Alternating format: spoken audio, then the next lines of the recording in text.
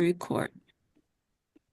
All right. What this means is, when you speak, keep in mind that the session is recorded and will be posted on this website that I posted here. On the website, you can also find recordings of previous sessions. We had one session before with climate activists, I think last year in January, and a few other topics like BDS and other types of politically relevant topics as well. But today, this is a co-production session, which means that we're bringing together researchers from social psychology and climate activists to together think about what we know or think we know about the psychology of disruptive collective action in the realm of climate activism, with a particular focus on how it affects observers. So Dr. Shuman, who is here with us today and who is a postdoc at Harvard University and NYU, will be presenting his extensive research on this topic. He's one of few social psychologists who have been studying disruptive collective action, nonviolent disruptive collective action. There are a few different terms and synonyms that are used sometimes interchangeably. Maybe we'll get to that later, like nonviolent direct action, disruptive action, non-normative action. But Dr. Schuman's research primarily focuses on how this affects observers, so people's attitudes towards the climate movement, whether it alienates or creates more sympathy for the goals of the climate movement and effects on policymakers, etc. Right? There are other questions, of course, that can be asked about what motivates people to join more disruptive or more radical movements versus the more conventional ones, but that's a different topic that we'll probably get less in today. And today is mostly about how this affects mobilization, support, policy change, etc. So the session is structured in three parts. We will first hear a summary of Dr. Schumann's research for about half an hour, where he'll walk us through some of the main findings that he has, and maybe also from others. Then in the second part, we have a few climate activists who have volunteered to provide some comments or ask some questions, observations from their own experience from एक observing the second climate movement, maybe giving us researchers some ideas about other questions we should be asking, but also asking or telling us researchers what would be helpful for the movement to know, right? Like which answers do we need from researchers about the effects of disruptive collective action. And then in the third part, so the last half hour, this is a 90-minute session, we'll be opening up more broadly for a discussion between everyone, either in breakout groups or in the larger group, to again focus on the questions: what are theoretically important points for us to consider in social psychological and social science research on disruptive collective action? How can we improve our work? And also with a lens towards making this work more useful for the movement and answering questions that the movement has to us researchers. All right, long enough introduction. Thank you so much, everyone, for joining, and we'll get started with Dr. Schumann's presentation. Okay, thank you for that introduction. Let me just share my screen. So yeah, as Johanna said, I'll be presenting some of my research that I've done on disruptive action and trying to kind of get to some take-home messages about what we know and what are maybe some still open questions that need more research or discussion. So, as I'm sure all of the people in this session are aware, we've seen increasing protests in general over the past decade all around the world. And I couldn't find an exact kind of graph timeline of this, but this is partially due to increasing action around the climate crisis. So this is just a map of all of the strikes that took place just in 2019. So in 158 countries and over 2,000 cities. And in addition, as you can maybe tell by the fact that this is a graph of strikes, not only is there increasing action around the climate crisis, but this action is increasingly employing disruptive tactics such as blocking roads or throwing soup on famous paintings. And this increasing use of disruptive tactics has led many people, both in the media and the movement itself, or just general people, to ask whether these protests are effective and specifically whether disruptive climate action is effective. And one of the main points that I want to try and make in this talk is to argue that to answer these questions, we kind of need a more precise definition or framework for thinking about what it is we mean when we say effective or effectiveness. So to give you a sense of what I mean by this exactly, let's take this kind of pretty well-known example of Just Stop Oil throwing soup on paintings and imagine like different reactions that certain people had. So we could imagine perhaps one person saying and arguing that this protest was indeed effective because it got people who don't usually think about climate change talking about the issue and paying attention to it. So it was really effective for raising awareness. On the other hand, maybe somebody else argued, no, it wasn't an effective protest because it actually kind of, turned people off and reduced support from people who tended to be sympathetic, but they just, didn't connect with this tactic and it turned them off from the movement as a whole. And so, what I'd like to suggest is that both of these claims could, in fact, be true at the same time. And this is because we kind of need a more detailed framework for thinking about effectiveness. So, while both of these two people are talking about the same tactic here, which in this case is throwing soup at paintings, they're kind of evaluating the effectiveness with different outcome variables.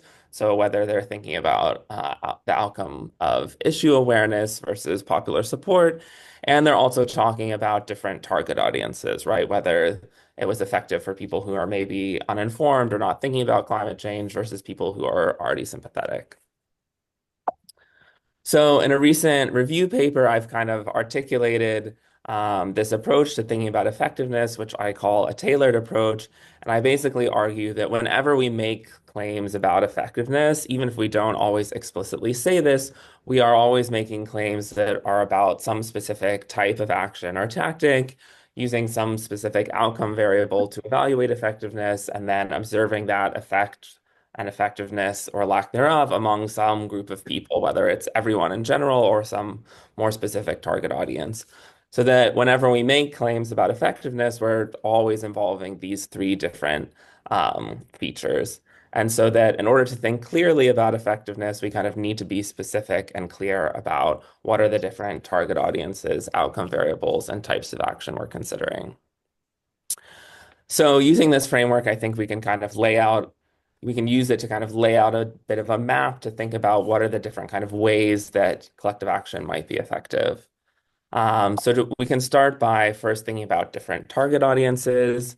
So we can think about different target audiences in the general public, maybe based on their kind of pre-existing support or involvement in a given movement, in this case, the climate movement, right? So there are people who are already active and activists in the movement. There are people who are generally sympathetic, but maybe have never participated in a protest or a climate action.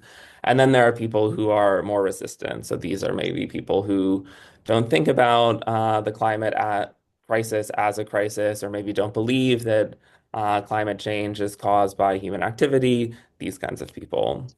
And then in addition to different target audiences in kind of the general public, there's of course target audiences that are maybe slightly separate. So maybe certain actions might target organizations, maybe certain companies or businesses, or governments directly, right? The people actually making policy to try and shift policy. We can also, of course, think about many different outcome variables, right? It might be important to raise awareness to the issue. Protests might try and change people's attitudes to make them believe more that the climate crisis is caused by our activity and that we need to change our behavior. Protests might try and mobilize more people to get involved and join in the movement. And then protests might also try to shift people's attitudes or support for different policy changes or shift support for policy change among policymakers directly. Perfect meal. And then, of course, there are many different types of collective action, which most of the research differentiates based on the tactics used in the action. So whether, for example, it's nonviolent or disruptive or violent or things like this. And today we'll be focusing specifically on disruptive tactics as the kind of main type of action that we'll be looking at. And so I did just want to kind of stop and give some definition and overview of what we mean when we say disruptive tactics. So I tend to use this definition from the work of Francis Fox Piven, who is a sociologist, who argues that disruptive tactics are characterized by withdrawing contributions to social cooperation by people at the lower end of hierarchical social relations. And so this is a pretty broad definition that includes any tactics that violates norms, laws, rules, and thus disrupt kind of normal social order in some way. And in the literature, there's been kind of, I would say, three primary different types of disruptive tactics that have gotten a lot of consideration. The first is tactics that are nonviolent and non-normative, and this is kind of the term from the research literature. So these are tactics that are nonviolent but violate some sort of important norm or law. So most that types of nonviolent direct action would fit into this category. So things like civil disobedience, strikes, boycotts, other tactics. In this vein, blocking roads, sit-ins, this would generally fall in this category. The other type of disruptive tactics that have gotten a lot of attention are what are called radical flanks. So this refers to the situation where there are many different distinct groups within a broader movement, such as the climate movement, and some groups use more moderate tactics, maybe fully nonviolent normative tactics, such as just peaceful demonstrations, whereas other groups use more radical tactics such as nonviolent direct action or perhaps even tactics. Um, and then finally, another type of disruption that has obviously received a lot of research attention is violence, either attacks on property or people. I'm going to focus a little bit less on this today, except as a bit of a comparison to some of the other types of tactics we'll be talking about. So kind of returning to this framework that I've proposed where we have different target audiences and different outcome variables, we can kind of use this as almost a map to think about all the different possible ways disruptive tactics might be or not be effective. And I'm going to present research that I've done that focuses on kind of two specific areas within this map. First, looking at how non-normative action, so types of action like nonviolent direct action can be specifically effective for increasing support for policy change among those who are more resistant to the goals of the movement. And then after that, presenting a little bit of research about how radical flanks can actually be effective at mobilizing sympathizers with the movement. So I'll start with my research on non-normative action and resistant target audiences. And this research has primarily not been conducted in the context of the climate crisis and the climate movement. Actually, I've more focused on contexts where there's intergroup inequality. So, for example, racial inequality, and really considered this question of what tactics are most effective at increasing support for policy change that would address that inequality, specifically among those who are resistant in the historically advantaged group. So, for example, in the context of racial equality, this would be white Americans.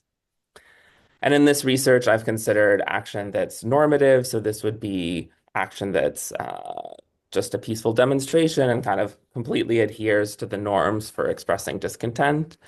And we hypothesized that this might be kind of too harmonious and easily ignored to really spark change among these advantaged group members who are starting from a place of resistance.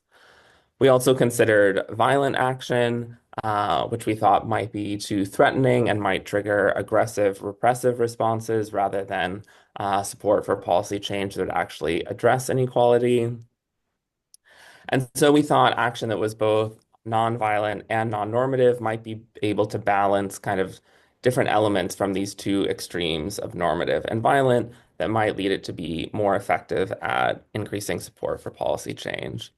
And we termed this balance of these two different extremes constructive disruption. And I'll explain in a little bit more detail now what I mean by that. So the first thing that we thought would make non-normative action effective is its disruptive nature.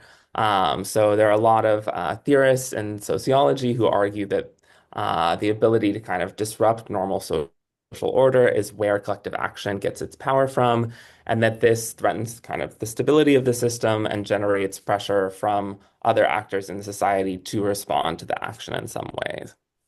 However, we didn't think that this would be enough kind of on its own or by itself because generating pressure to respond doesn't necessarily guarantee that a response is in line with the actor's goals.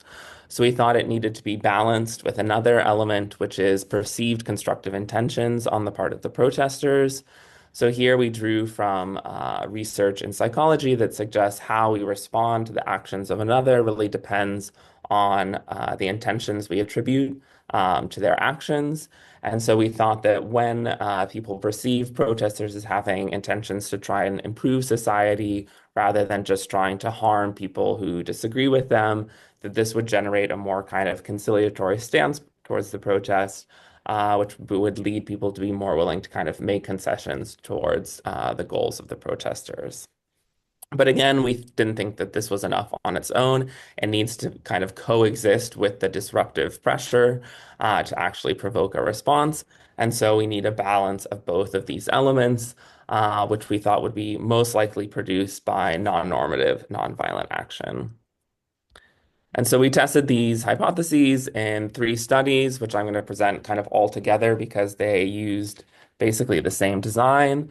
The first study was in the context of protests against police violence in the US. And then the second and third studies were in the context of protests of Palestinian students at an Israeli university protesting against discriminatory policy. Um, so in all three of these studies, there were four different conditions which participants were randomly assigned to.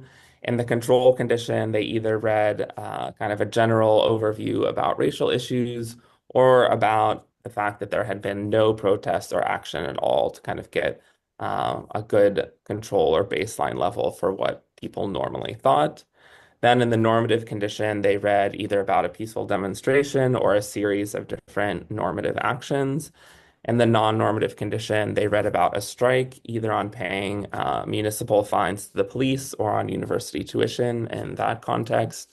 Or in the third study, it was a series of different non-normative disruptive actions, so a strike and a sit-in and other things of this nature. And then in the violent condition, they read about a protest that devolved into a riot, or in the third study, a series of many different violent actions. So after participants read about one of these different types of protests, we measured the intentions that they attributed to the protesters, so whether they thought that they had constructive intentions, such as trying to achieve a just society where all ethnicities are treated equally. We measured the extent to which they thought the actions were disruptive and disrupted kind of normal life, for example, at the university. And then we measured their support for the specific policy changes demanded by the protesters. So either some sort of police reform or changing or canceling this discriminatory university policy. And then in these two studies, we operationalized resistance to social change, either as white identification in the American context, based on the assumption that people who strongly identify as white would be more resistant to change towards racial equality. And then in Israel Palestine, we operationalize this as political ideology in Israel and among Jewish Israelis is primarily determined by one's attitudes towards kind of how to manage relations with the Palestinians. Okay, so now to show you the results. So on the y-axis here, we have support for the policy changes demanded by the protesters, and then I'm going to present all three studies together. On the x-axis, we have either more resistant target audiences or more sympathetic audiences, and then the four different conditions. And so we saw in the first study, and then again in the second and third studies that specifically for people who were starting from a place of greater resistance, the non-normative action increased their support for policy change relative to the other three conditions. Whereas for people who are already sympathetic, who weren't our focus in this study, they were just generally higher on support for the policy changes, as you might expect, given that they're sympathetic. Next, we looked at our mechanism of constructive disruption, first looking at these two elements separately. So we first saw that constructive intentions were perceived to be relatively high in the control, normative, and non-normative condition. But then as soon as the protesters turned violent, there was a significant reduction in the extent to which they're perceived as having these constructive intentions. On the other hand, disruption was perceived to be lowest in the control condition where there was no protest, and then it significantly increased as there was normative protest, then non-normative protest, then violent protest. But as we expected, it was only the non-normative type of protest that was able to produce both relatively equal levels of both disruption and perceived constructive intentions. And so to calculate this overall measure of constructive disruption, what we did is we took the sum of these two variables and then subtracted the gap between them to penalize cases where these two things weren't produced in equal levels. And if we look at that overall measure of constructive disruption, we see that it is highest in the non-normative condition. And then we wanted to see how constructive disruption was linked to support for policy change among these two target audiences.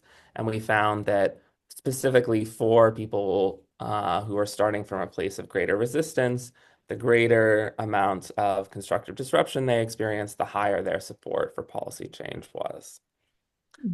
And then putting this all together, we were able to show in a mediation model that this sense of constructive disruption is what is explaining the effect of non-normative disruptive action for those who are starting from a place of higher resistance.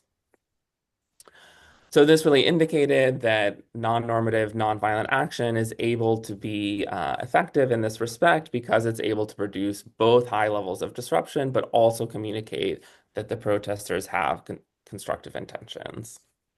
And we've been doing some ongoing work to kind of better understand this process and mechanism that I'll just mention fairly briefly since I don't have too much time. So one study that we've done is on the anti-government protests that occurred in Israel. This was before October 7th and the war in Gaza. And these were protests against a judicial reform that was being proposed.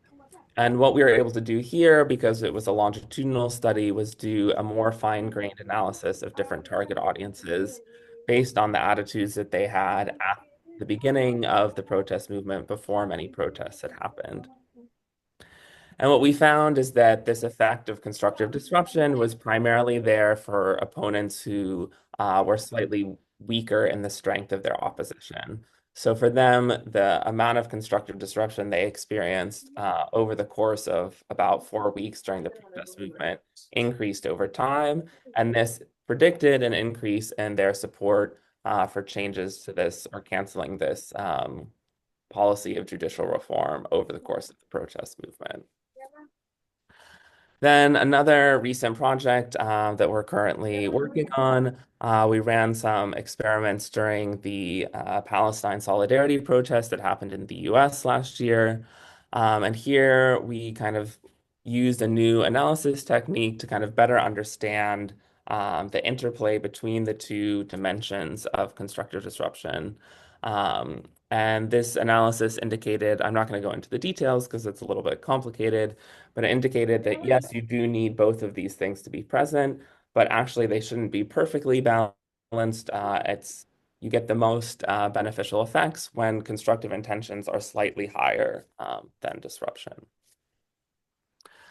So this is the first kind of line of research that I'm going to talk about today, which I think provides some fairly strong evidence that non-normative action can be effective in the sense of increasing support for policy change among those who are resistant. And now I'm going to present a little bit of research that we've done on radical flanks and how this can be mobilizing for sympathizers. So as I mentioned earlier, radical flanks or radical flank effects refers to the effect that happens when there is a broad movement around some issue, and then there are two different groups, usually two different groups, one that is more moderate in its tactics and one that is more extreme in its tactics. And usually research on radical flank effects has considered groups where situations where one group is fully nonviolent and one group is violent. So that's also what we did in our research, and I'll talk about maybe some of the limits of that later at the end. So again, I'm going to present two studies together because they had very similar designs. So the first study was in the context of protests for increasing vegetarian options at a university in the UK. And then the second study was in the context of protests against fracking in the US. So these were environmental or climate-related protests.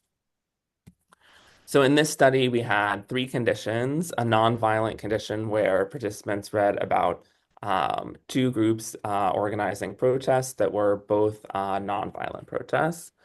Then we had a radical flank condition where participants read about two groups, one group that organized nonviolent protests and one group that was involved in violent protests. And then a violent condition where, similarly to the nonviolent group, participants read about two groups, but here they were both violent. And then we measured support for both of these groups, as well as some other variables.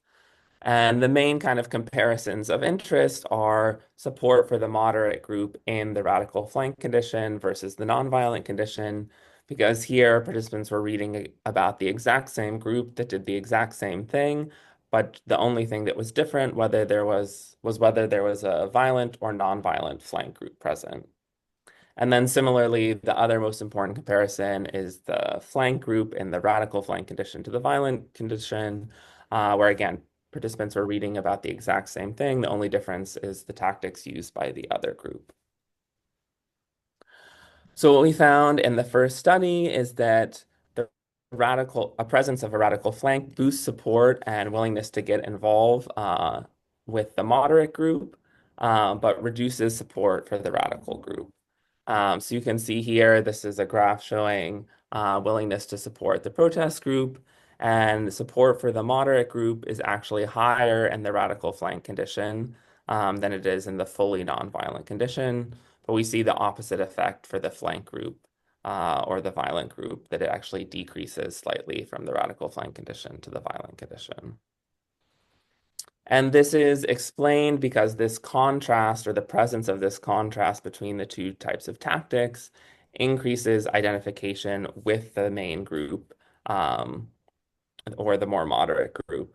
So when participants read about two different groups who are using two different tactics, this contrast between a moderate group and a radical group makes the moderate group kind of appear to be more relatable and similar to most of the participants reading the manipulations, and thus they identify with that group more and are more willing to support it. And in the second study, we found generally similar results, but we saw that this effect occurred primarily among sympathizers, so that there was only really a difference between the nonviolent condition and the radical flank condition when people were already highly sympathetic with the environmental movement. And other studies that came out around the same time have found really similar effects. So there was a paper published in 2022, also in the kind of animal rights and climate context, that found that violent radical flanks increase support for the nonviolent moderate flank. And then a longitudinal study during the Just Stop Oil roadblocks in the UK found that they increased support for moderate climate groups that were protesting at the same time. Sorry, Eric. Sorry to Yep. interrupt, but I think, did you mention what exactly the radical flank group was doing? Like what the difference in the tactics were? Yeah, I can say a little bit more about that. I mean, so the difference both in these studies and in my study was that the moderate group was using nonviolent tactics, so only like protests and demonstrations, and the radical group, um, other than the Just Stop Oil roadblocks, were using violent tactics. So destruction of property and attacks on either counter protesters or police who are present. Um, so maybe a bit more extreme than I think is maybe typical at most disruptive climate actions, but this is kind of the tradition of how radical flanks have been studied in the research literature is that it's usually violent. Uh, but I do think that this limits our ability to draw some conclusions, which I'll return to in a moment. Um, so to summarize, I think that there's fairly good evidence that non-normative direct action can be effective at increasing support for policy change for those who are resistant, and that radical flanks can mobilize sympathizers at least to be more engaged and supportive of the moderate group, if not the radical group. So to kind of summarize this in a couple take-home messages, I think that what this research indicates is that for disruptive action to be effective in increasing support for policy change, it needs to generate both disruption, but also be perceived as having constructive intentions behind it. We have some evidence that constructive intentions should be slightly higher than the amount of disruption produced, and that this is going to be most effective for people who are opposed to the movement, but not very, very strong in their opposition. And then the second line of research indicates, as I said, that radical flanks can increase support and mobilize sympathizers for the moderate group. But I think that there's still a number of open questions related specifically to these two topics. First, I think the research literature has been primarily interested so far in kind of differentiating disruptive tactics from other types of tactics and not asking questions about what kinds of disruptive tactics are most or least effective. I think that there's also really interesting questions to be asked about what determines how constructively disruptive protesters are perceived. Is it the goals they state? Is it kind of the link that people perceive between the actions that they're taking and whatever issue it is that they're raising? And if there's a kind of a strong link there, maybe they're perceived to be more constructive. And then on the radical flank front, I think that other than the one study that I mentioned, most radical flank effect studies look at radical flanks that are violent. And so I think that there's a bit of an open question about whether these positive radical flank effects can be consistently produced, even if the radical flank is only using non-normative, non-violent, disruptive tactics and not stepping across that line into violence.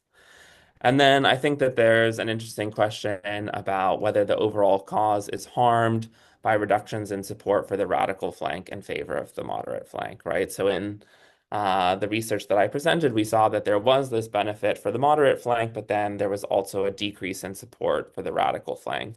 And so trying to think about how these two things offset each other and come together in support for the overall movement, I think is a complicated question that hasn't been fully addressed. And then just to kind of return to this map that I presented at the beginning of the talk, that I, talked about two specific areas that I focused on, and I've kind of grayed out areas that I think are less relevant. But to talk, I'm not going to go through all the literature here, but to kind of fill this in a little bit more, I think that there is good evidence in the literature that both non-normative and violent action can be effective for raising awareness to the issue among a variety of different target audiences. There's some, I would say, mixed evidence that non-normative action and radical flanks can be effective at changing policy in organizations and governments, but not many of these studies have used kind of experimental manipulations, so it's really hard to draw causal conclusions here. And then two big like open areas that I think need a lot more research. One is the question of how to keep activists mobilized in context of disruptive action, where oftentimes it requires a lot of effort and labor from the activists, and it's a very high risk situation. And then this question of can climate protests really shift attitudes, fundamental beliefs about whether climate change is man-made and human-caused, and things like this, or is that something that we have to do through other mechanisms and not protests? So thank you all for listening, and I hope that this provided some insights that might be useful. And I just want to end by thanking all of my many collaborators who have helped me with this research.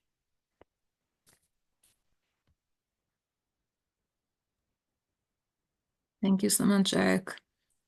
Um, Maybe let's I'll stop stop sharing. screen share. Yeah, exactly, so that we see everyone. Um, yeah, a lot to respond to. I saw there's already one question in the chat, but let's first hear maybe initial responses from the 4 or 5 handpicked climate activists in the audience here. So we have Jennifer, who's a bat scientist also, and Marion, who's also a theologist, 2 fellow academics, and then Ali, and also Amelia, and Jay. I'm not sure if Jay is in the audience, but um, yeah, who would like to start? Maybe we can go in alphabetical order. Ali would then be first. And you can say if you want, introduce yourself a bit more beyond your first name, but I leave that up to you and then give your response or your question. Sure. Thank you, Johanna, and thank you, Dr. Shuman. This was very, very informative and insightful. My name is Ali Hajarian, as you can see on the screen. I'm a data scientist by trade. I have a PhD in AI. I left my field about 2 years ago to join the climate movement and engage in non-normative, non-violent, and direct action, as you refer to it on this presentation. So I've been doing that here in the DC area and beyond for some time. So this is very useful as a data scientist. People always ask me, okay, so we know what you're doing. Has it been effective? Has it been impactful? So for me to see these experiments, to find out more about what's available in terms of the actual data is very, very helpful. So I did have a couple of questions for you. One, in terms of the effectiveness map that you presented on the screen, I know your focus area was 2 of those boxes in particular, and you mentioned briefly some other ones. Do we know where an organization, for example, should focus their efforts to be most effective, right? Should we target sympathizers and try to mobilize them? Should we target, the resistant group and try to change their perceptions, perhaps? So do we know which one of those boxes will have the most impact in terms of moving the broader objectives of the climate movement, or has any research been done in that regard? So that's my first question. Another one is in terms of the constructive perception. We know that the climate movement by default is very constructive, right? We're all pushing for a livable planet. That's what we want at the end of the day, which should benefit everybody. But the perception could be different, right? The perception might be that these people want to take away my trucks or my cars. These people want to take away my hamburgers, right? They want to destroy capitalism altogether. So the perception of the intention might be very different than the actual intention. So any insights in that regard would be great. Thank you again. Sure, yeah, I think those are two really good questions. I don't think that I think the first question you raised, right, of like which of these outcome variables, like where in this map should you focus, or maybe like another way to think of it is like maybe first you should focus here and then you should move here. Like I'm not sure research has yet given us like a good like recipe for, kind of like start here, then go here, then move here. Um, so I think that it has to be a little bit more driven by your considerations, kind of like of your specific situation, right? Like maybe your organization is having like a really hard time just like turning people like out to its like events, and then maybe like this question of how to mobilize sympathizers, which there's other work on besides kind of the radical flank literature that I presented today, like is the like would be the starting point. And then once you have enough people at your events, right, then you can think about, turning to more disruptive tactics to put pressure on an organization or try and move people who are resistant. So I think I'm not sure there's a good kind of research-based roadmap, and it would have to kind of come out of an analysis of the specific situation of the organization. And then your second question about kind of, the importance of these being the perceived intentions. Yeah, I fully agree. I think I tried to mention it, at least when I first introduced it, that this is the perception of constructive intentions, not the actual intentions of the protesters. And so I think that this is, again, another area where I don't have great research. I maybe have some like intuitions just based on kind of some things that we've like seen in our studies, for how, right, like activists can try to communicate that they have constructive intentions or like increase that perception in the observer, right? Because I agree with you, right, that climate activists have constructive intentions, and it's just a question of whether people perceive them that way.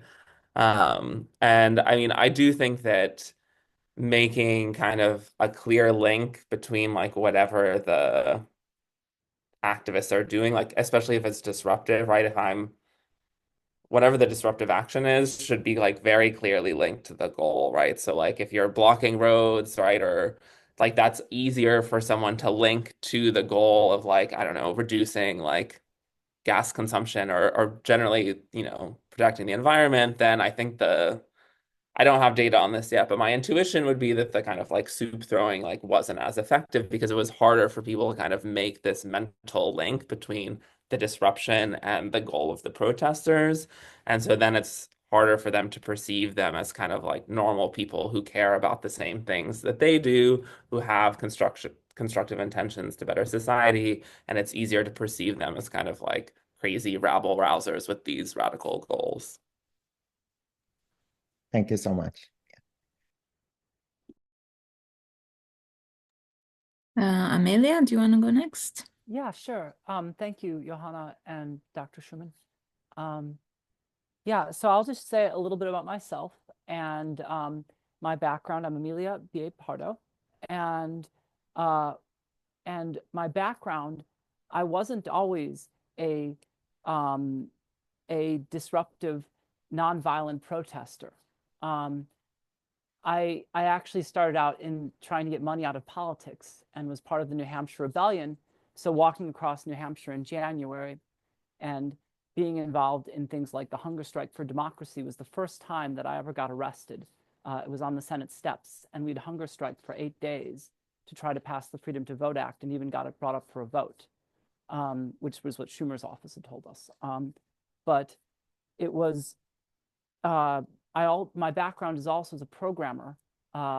I was on the original core development team of Amply, where we globally lowered carbon emissions, even as we were able to save money on electric fleet vehicle charging. And as a teacher of computer programming, that was my career before. And I found myself very quickly brought into the world of nonviolent civil disobedience because it was such a passionate moment. And so I was involved in the congressional baseball game blockade, which, because we announced it a month in advance, the press just kept covering it more and more and more. So on the eve of the congressional baseball game, the Inflation Reduction Act passed, though we still had to protest there. And that brought me in as one of the original staffers of Climate Defiance, and one of the original the lead support staffer of the White House Climate Emergency Actions, which both led to the LNG pause.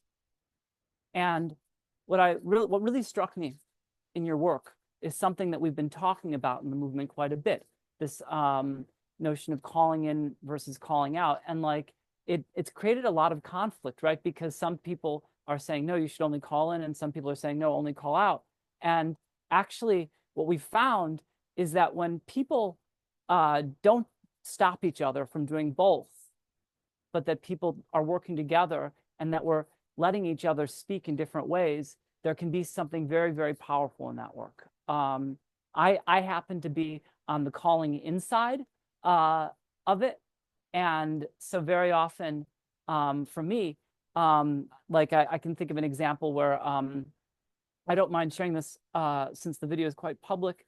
I disrupted Senator Amy Klobuchar when she was debuting her book with Dana Bash, and who misgendered me, by the way, which was very not nice. But I'm going to give her the benefit of the doubt. But I disrupted her and said, Senator Klobuchar, your book, it's so moving how you looked after your husband when he had cancer. This was deeply deeply moving, and I wonder if you could bring the kind of love that you showed for your husband to all the children in sacrifice zones around the country, all the people whose lives are being polluted in the process of this, and would you be open to having an amendment about the MVP? And she actually did propose an amendment to try to bring the MVP out of the Mountain Valley Pipeline, for folks who might not know, which was going in Appalachian lands and was called the dirty deal of the Inflation Reduction Act, and it divided the movement even in many ways. So we steadily got progress on that, and I remember I was at a meeting with a number of European leaders in the climate movement who said that they had taken what we had done very seriously, that they felt that we were getting better results than they were with this calling in, calling out strategy together. I'll say one more thing about something I'm working on that might be relevant, and folks are welcome to ask me questions about this. So I started a nonprofit, Code Whatever, and what we do is, one of the things we do, we teach coding for free on Zoom to anyone, but we also do work on teaching people to protect each other's dignity and practice that. And we host role plays where people can engage in dialogue and practice solutions. And I think there's a strategy there of macro de-escalation, that if we can build solidarity points between people and teach teachers around the country to build into that solidarity around the country, we may be able to face down a lot of violence that way, because neighbors care about each other just in the same way that in the Holocaust in Italy, per capita, Italy had the highest rate of hiding people in their houses who were vulnerable, and Belgium had the lowest rate. It wasn't because of some sense of universal humanity. It was because people had personal relationships with each other. She's a fellow trade unionist, just like I am. She's a young mother, just like me. He's a fellow bocce player. Those kinds of things got people to hide each other and save each other's lives when it was dangerous to do so. These are my main thoughts, and I really appreciate this work because I think it's critical, and I'm glad to bring up more examples too. I don't have any questions at the moment, but if I do have them, I'll surely say them. Thank you. Thanks so much for sharing those examples, Amelia. I think it made the bar graphs come alive, right? With some examples of how the constructive intentions can be expressed and look like in our work. Jennifer would be next in the alphabet from our list of activists, fellow Sure. scientist member. I'm Jennifer Krall, and I'm an ecologist. As Johanna said, I study bats and insects, but because the systems that I study are super affected by climate change, I mostly just do climate activism now. I am primarily involved with Scientist Rebellion, which is a global network of scientists who are speaking up about climate change.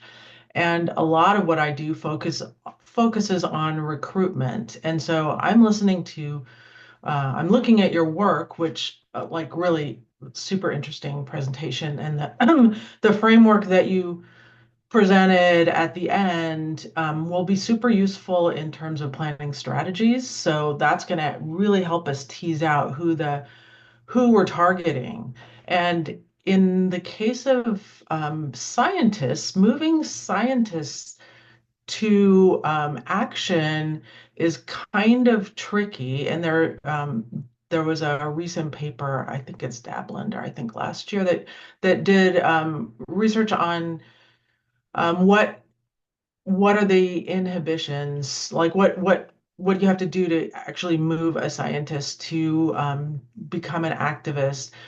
The first one is just, does NVDA work? And so obviously I'm super interested in your research in that and how to communicate that to scientists.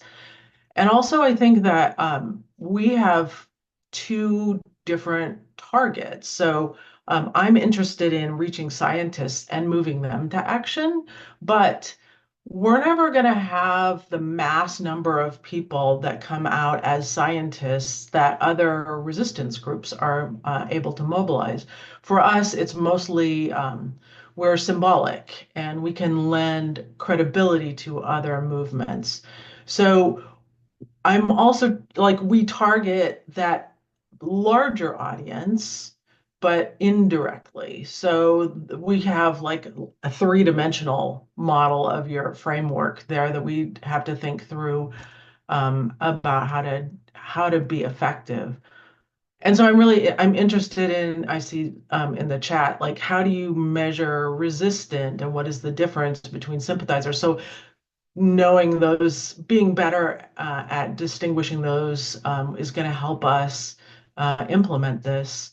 And also, like, how can we, what is a constructive message and how can we make sure that we include that? Thinking about constructive messages made me realize that this is essentially what we call the climate necessity defense. And so thinking of a jury trying protesters and the when they're able to bring their constructive message, the climate necessity defense, when that's allowed in court, it's almost always hugely successful. And so that is like another microcosm that is like analogous to your to the results that you show. It's like totally not surprising.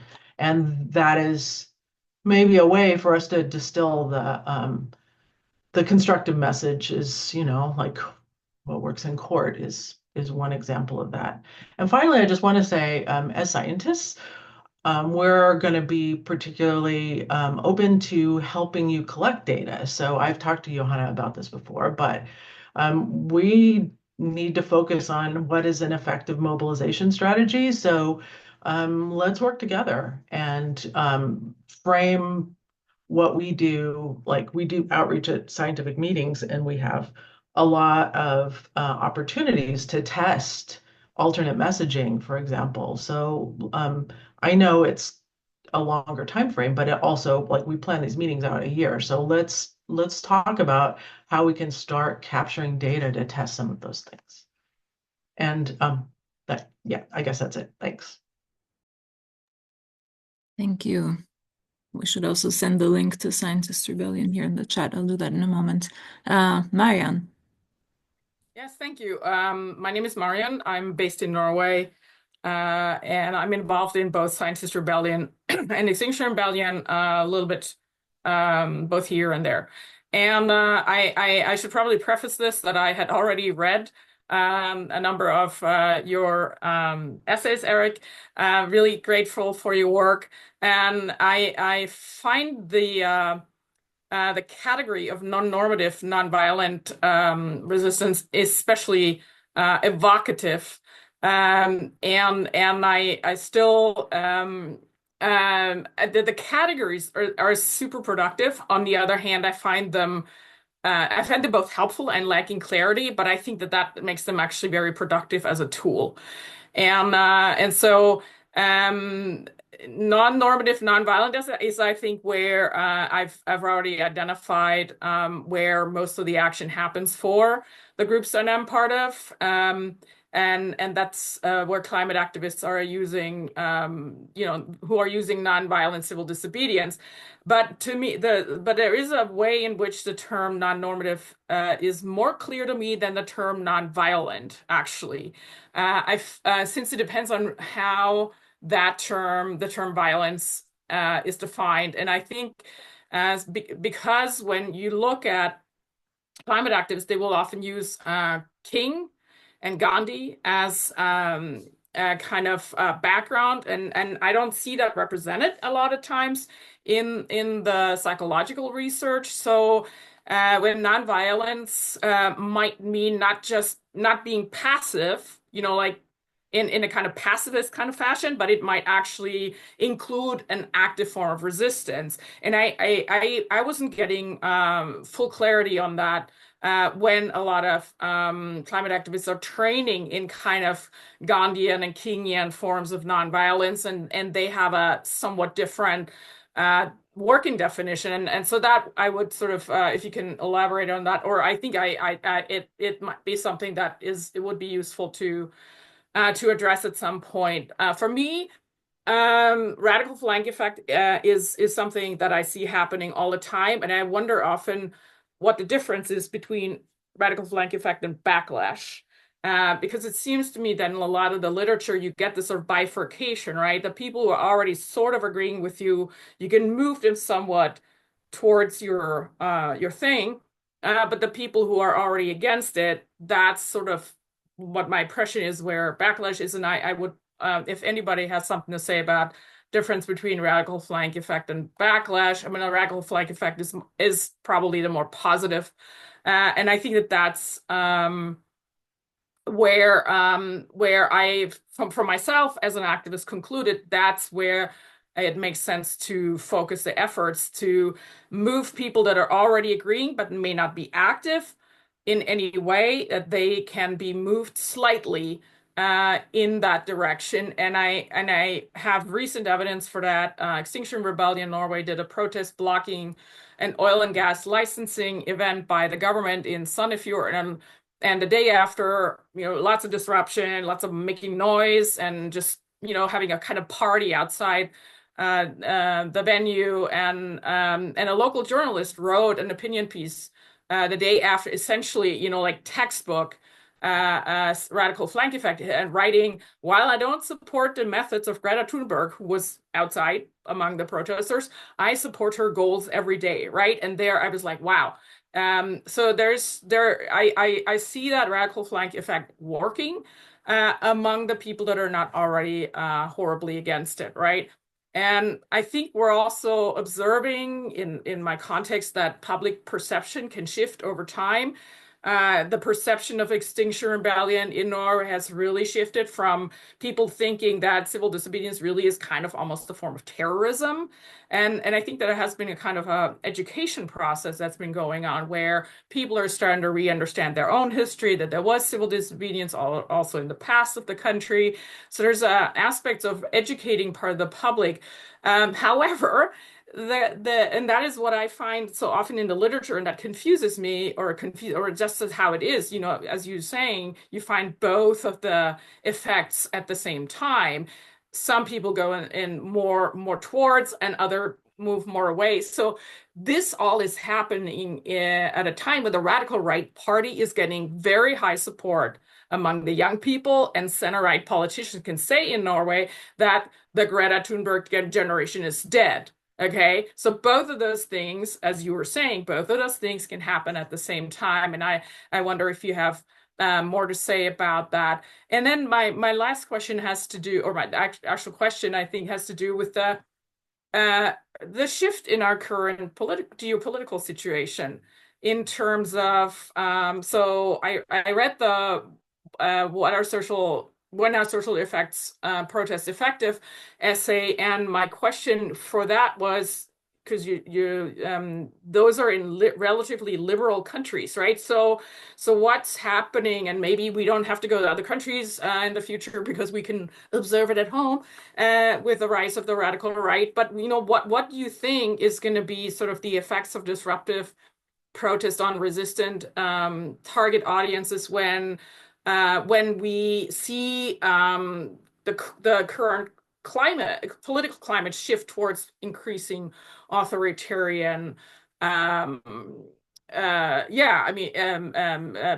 tactics and so forth? Does the crackdown increase mobilization, or are we entering a time when people are just so afraid for their own livelihood because this sort of firework of threatening people's existence is, I would just like to hear if you have anything to say, observations that what we could learn from your research about the sort of shifting political context. Thank you. A lot to respond to, Eric. I hope you took notes. Yeah. Um, yeah, I mean, maybe I'll try and just respond to two things. One is like the radical flank and the backlash effect, and the second is the um, repressive context and how this might play out differently in repressive contexts. Um, so yeah, I definitely agree with you that I mean, so I think in the literature, like you talk about like positive and negative radical flank effects, and a negative radical flank effect like is just the backlash effect that you're talking about. And and I definitely agree that they can happen at the same time as you were saying. And yeah, I think it's like a question of kind of um if it's like worth the risk of the like positive radical flank effect for the like the negative one. And maybe I'm hope like I think that most of the research on radical flank effects is focusing on this, when there's like a violent group. Um, and I'm hopeful maybe that like more nonviolent, just kind of like non-normative or disruptive, like radical flanks maybe would trigger like a bit less of a backlash. Although I think there are probably some examples, as you were mentioning, that isn't always the case. And maybe since I did bring up violence, I'll make a note on this kind of like the different types of nonviolence that were talking about in terms of like nonviolence a little bit from the Gandhi and the King tradition where there's this idea of like, yes, you're being nonviolent, but sometimes it's almost to like provoke violence upon yourself. And I think that this points to like another big unaddressed question that I didn't mention at the end of this talk, which is how does the interaction of like what the protesters do and the response it provokes like come together to affect other people's attitudes? Because I think that there is pretty powerful kind of historical and anecdotal evidence, right, for the fact that when nonviolent protesters manage to provoke like violence upon themselves from the authority, that it can increase sympathy for those protesters quite a lot. Um, so yeah, I don't think that I don't know of any good like empirical study that like has managed to capture this well, but I do think that there's like good historical evidence for this claim, and I'd love to try and find a way to kind of capture this. And then I think that this like speaks to the how this might play out in repressive context where such a like violence response is more likely. Um, I think that it could make actually kind of support for like popular support for people who engage in these kinds of tactics that provoke a violent response actually increase. But I think a big limiting factor to that, which doesn't come from my work, but comes from the work of Erica Chenoweth, who's a political scientist at Harvard who studies this.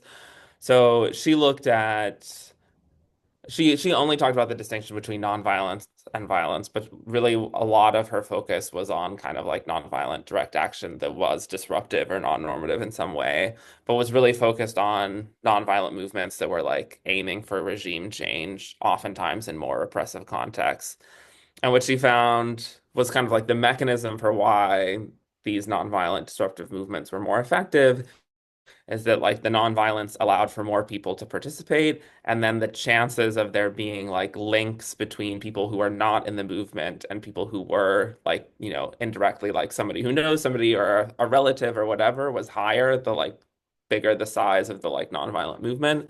And then this, led to more support for the movement if they faced violent repression.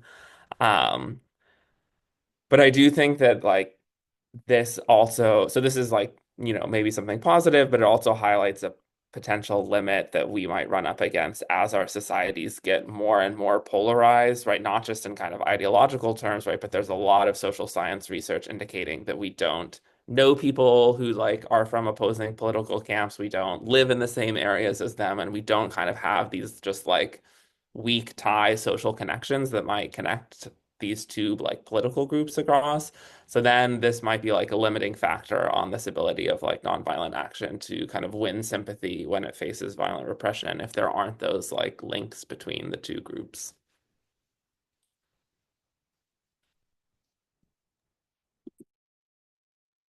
So yeah, hopefully that answered some of the questions. Thank you. And we only have 23 more minutes and a few questions in the chat. So I think I was going to, open more broadly for the audience to ask questions and suggest, what type of research would be most helpful also for the movement, or where we maybe see some blind spots in the social scientists' research, or things that are maybe missed or not nuanced enough. So that was going to be my main focus for the discussion. But we also have a few clarification questions in the chat that I don't want to miss, that came in during your talk. So maybe I'll ask those first, Eric, and you can briefly respond, and then we'll open up more broadly to think about what else we need to have researched. Let's see. So one question was, if it matters. I think, Eric, you usually measure, like most social psychologists, intention to engage, right? Rather than actual signing up for something or past behavior. So one question was whether that might change the effects, right? And maybe also if you have any data from studies that looked at actual behavioral measures, Yeah. because as you know, So attitude, behavior are often disconnected. yes.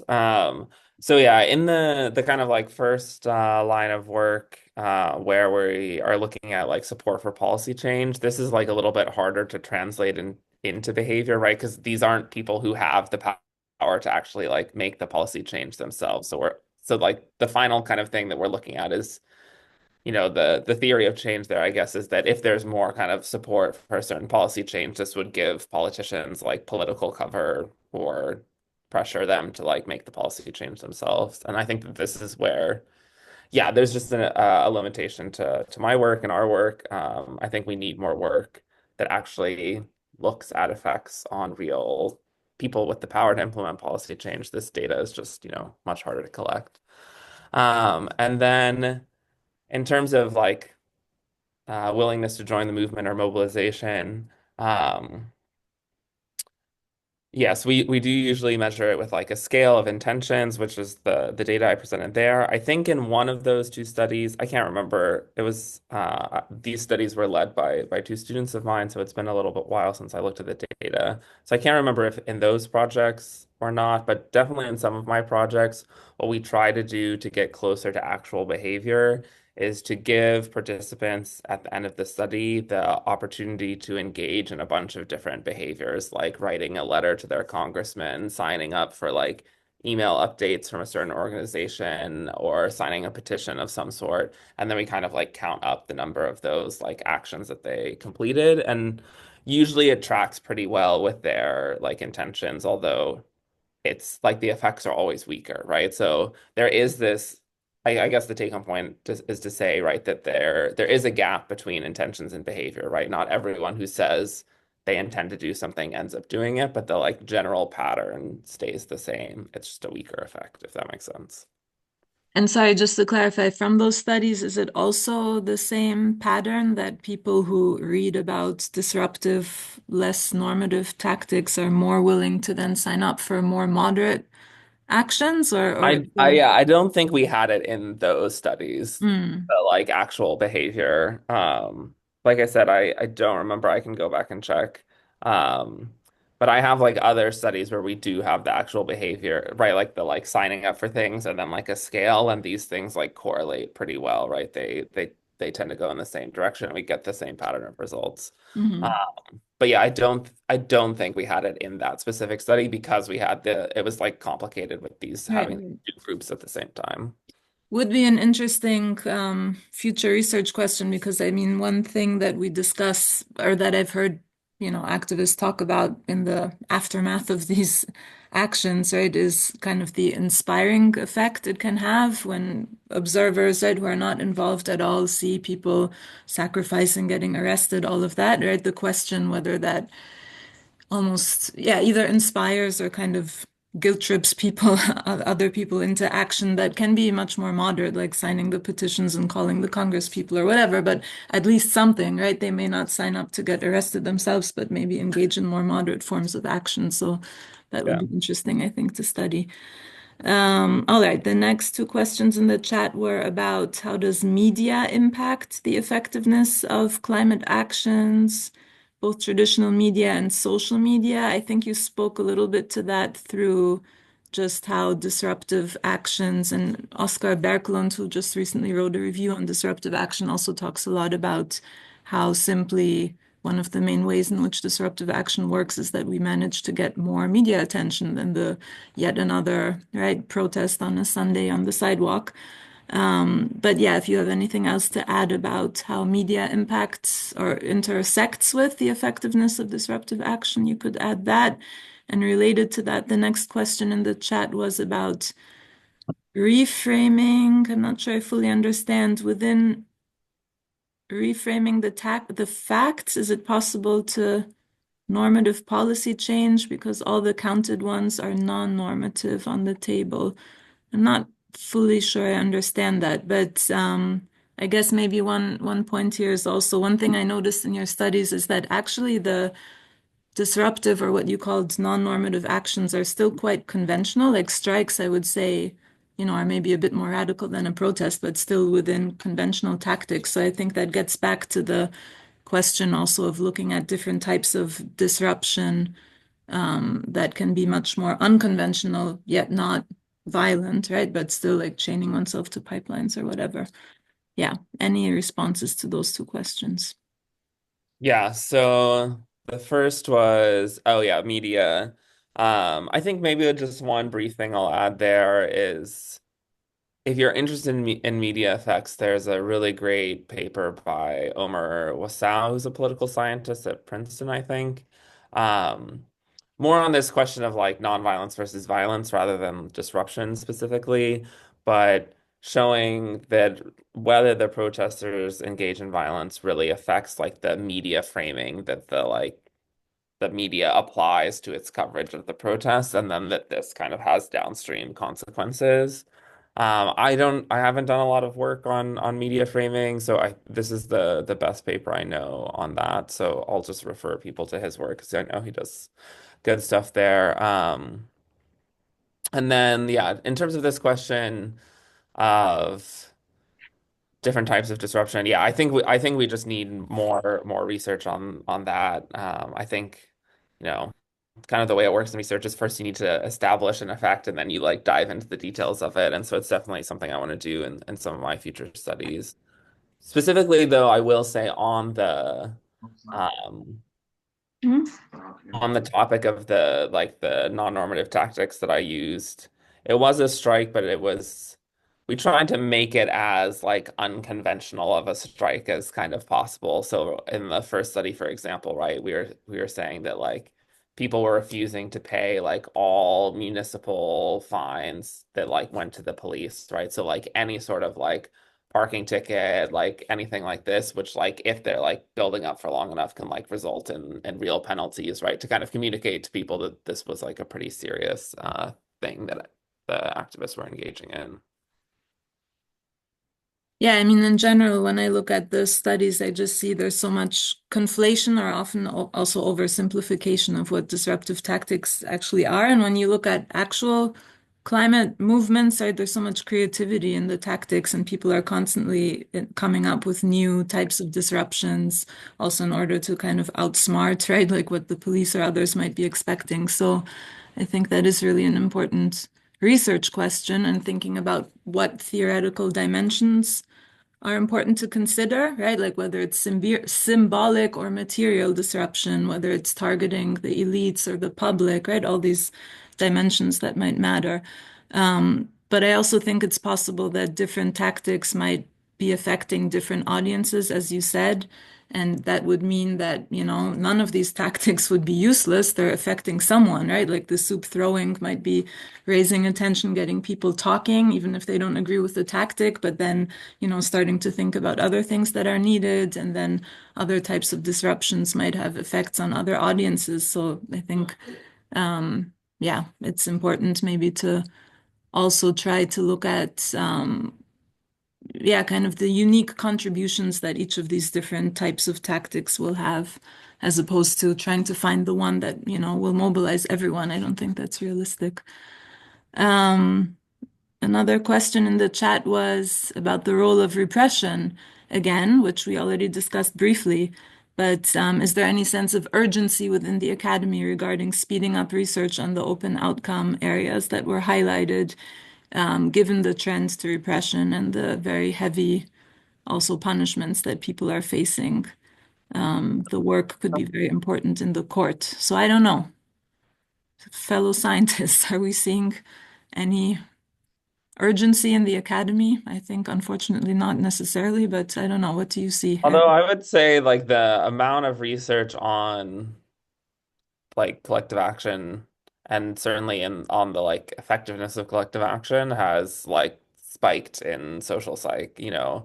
Maybe like academics are not the best at being like urgent and moving super quickly, but I do think like you see way more attention given to this issue than you did like so like when I started this work at the beginning of my PhD, it was like no, there was nothing, right, like on this in this kind of area. And I think you're seeing lots and lots more papers coming out here. So I think that that is a sign that like there is some sense that in the academy that this is a really important issue, and that people are trying to do research to speak to it.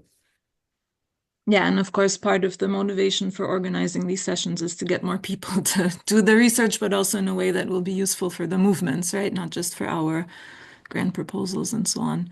All right, we have a few more questions in the chat, but we also have some hands. So flip-flop. Thank you. I wanted to give the go ahead first to maybe people in the chat, but happy to ask otherwise if there's time. Sure. So my question was a bit, we talked a bit about it already, but I think what we're seeing a lot now as well is kind of the intersectionality of the movement. Oh, sorry. Of the movement where we're actually seeing, you know, it's no longer, I guess, the climate space as a unit, right? Talking about emissions and so on, and the most effective things we can do and trigger through our actions, but actually connecting it through war, connecting it through with fascism and so on. And I was just wondering if there's any yeah, examples or already studies that try to analyze these kind of interactions between movements, you know, even if it's kind of like a different narrative and it takes time for media to catch on to it, how it kind of builds solidarity between movements, between struggles, and how this can actually, yeah, be a very effective way to mobilize. Yeah, check. Yeah, it's a really good question. I don't know of any studies that really like get well at this kind of like intersectional or interactional nature, especially specifically of the climate movement. There is some research on kind of like allyship more generally of what makes, right, someone from, right, like someone who's not a Black American protest on for racial justice. But like this is, I would say, kind of as far down this kind of like intersectional or interactional path that like research has gone. In part, I think because, you know, scientists, we like things to be like neat and clean and like distinct. And so trying to like figure out how to account for like a combined effect of like mixing different types of movements together is a little bit more difficult to do. So yeah, unfortunately, I don't know of any papers on this, but it would be a really interesting thing to look at for sure. And sorry, maybe just briefly coming back to the question of repression, because that is also the, you know, one of the topics that this series actually addresses very centrally, resistance in the context of repression. I do think, as you said, you know, repression will be increasingly more important to consider in these types of studies, both in terms of the mobilization effects, of course, people's fear of risks and how that impacts, you know, willingness to engage in action at all, and then what type of action. But then, as you said, also the very kind of plausible path through creating moral outrage at a disproportionate repression or punishment, right? Which, as we know, moral outrage is one of the main drivers of collective action. So it does seem that, you know, there is some kind of benefit, if you wish, right, to be had from that exaggerated repression that is to be expected. But I think, yeah, we need to consider the factor of repression much more in these studies. All right, and then we have a hand up, and sorry, I always mispronounce this name, Shinet, right? Sinead. Sinead, yes. And you had a few questions also in the Sorry, chat that I was going to get to, but you can bundle them all then. I'm Thank you. so sorry. Yeah, I suppose that like, I'm super keen on the topic That's because good. I'm also a psychologist and yeah, studying climate activism and an activist too. So yeah, it's everything in one juicy bowl for me. So thanks so much for your presentation. One thing so I'm from Ireland. And so my work is obviously here, but I'm also peripherally involved in global movements like Scientist Rebellion, and I have been in Extinction Rebellion too. So I often think about how applicable some of the findings are, from one country to another. And Ireland, we're quite a maybe lefty sort of country, and like no, we couldn't get arrested. We did our very best. Like there were very few people who could manage. There was all kinds of shenanigans, if you want to call it that, happening. And we did so much, but the police would pick us up and move us rather than actually arrest us. So I think something I don't see much in the research is an acknowledgement of the different kind of motivations, or how if you want to recruit activists, or even if you want to change policies, for example, what it takes could be very different depending on the political climate, as somebody else brought up.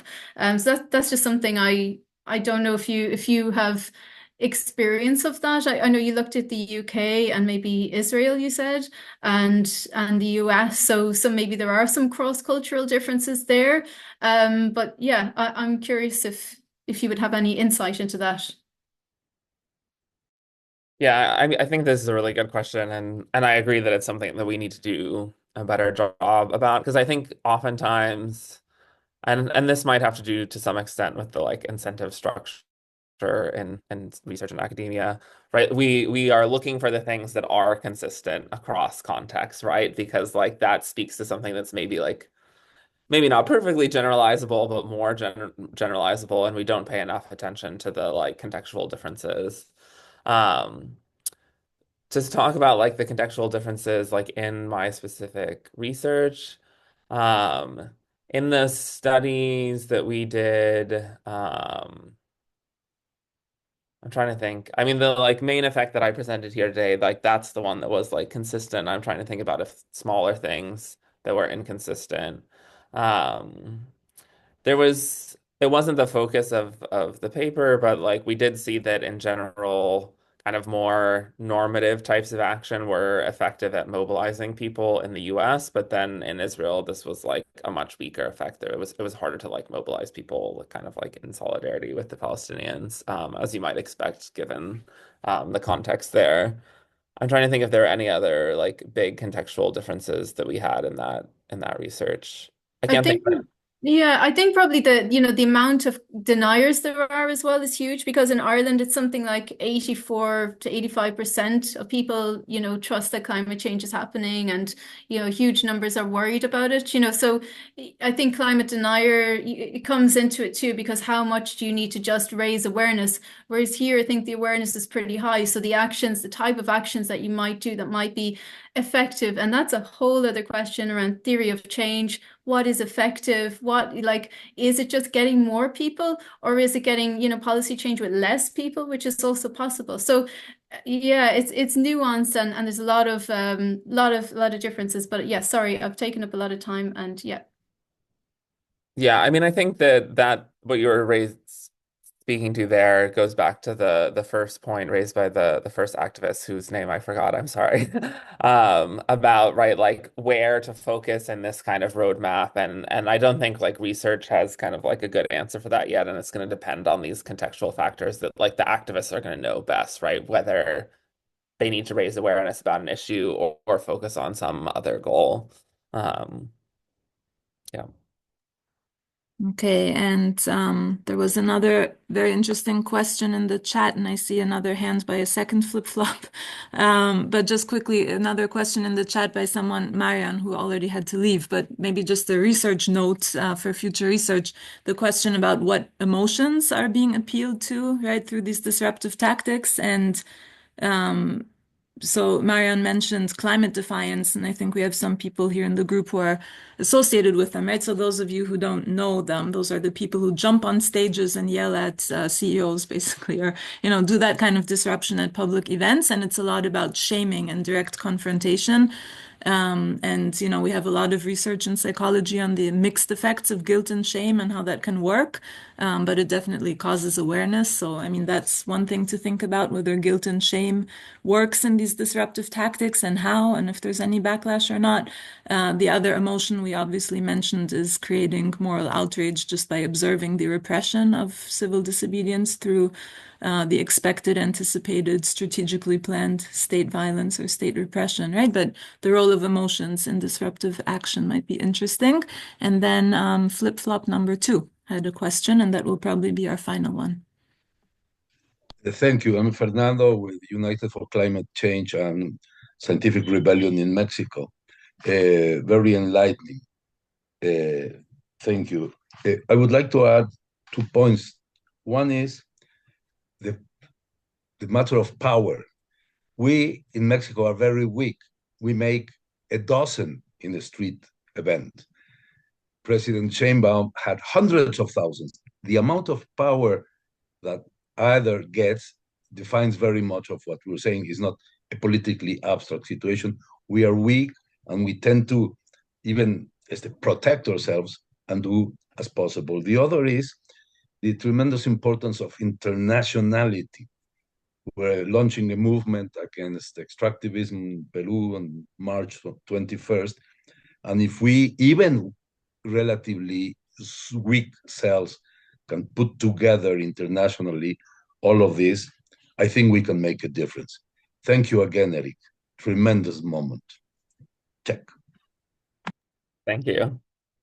Yeah, I think on the question of power and maybe what to do when you have less people at your demonstrations, there's another great paper by Erica Chenoweth, who I mentioned earlier, who showed that you can kind of conceptualize the momentum of a movement similarly to how you would in physics, right? Momentum is mass times velocity. So mass is like the number of people at each protest, and then velocity is like the number of protest events per week. And so she showed that like mass times velocity, like putting these two things together predicted like movement successes when looking at like a wide variety of movements. And so this would suggest that like if you're having trouble mobilizing a large number of people, you can kind of make up for it by having like many events like in a short period of time. And then that can kind of like, right, you can compensate for like a lack of number of protesters with more events. So yeah, hopefully that helps and answers your question to some extent. Thank you. Yeah, and it is now, we're exactly at time. I know there's so much more to discuss. So what I'm going to suggest is I'll leave this open for 2-3 more minutes, and anyone who has a question, an item for the wish list of things that you think researchers should be studying and giving us answers for, empirical answers for, about the effectiveness of disruptive tactics, non-normative tactics, radical, however you want to call it, you can just put it into the chat here and we will collect these questions. I'll send them to Eric. My research group is also slowly starting to get into researching these topics, so we'll disseminate the questions and make sure that someone studies them if they can be studied. So I'll leave that open here. And I'll also send around the link again to our webpage, which has the schedule for upcoming meetings in the Psychology of Resistance series. And it also will have the recording from this session in case you want to rewatch or share it with anyone. You can sign up for our mailing list there as well. So thank you everyone so much for a really interesting and rich discussion. I think it also shows the value and virtues of bringing researchers and activists together so that we're asking and answering the right questions. So again, if you have questions, things you think should be researched that haven't been considered, please put them in the chat. I'll leave this open for a few more minutes, and I hope to see you again in some way or form. Bye, everyone. Thank you. All right, thank you. Thanks so much. Viva la vida.